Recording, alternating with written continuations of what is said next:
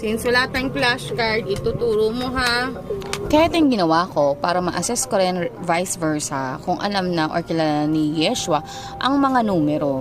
So, you may use this as for your learning din sa mga anak ninyo. Asaan dyan yung dalawa?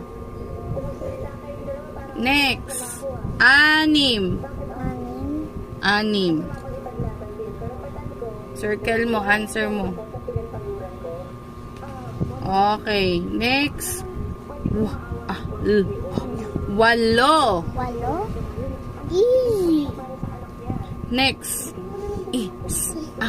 Isa. Easy. 5. 5.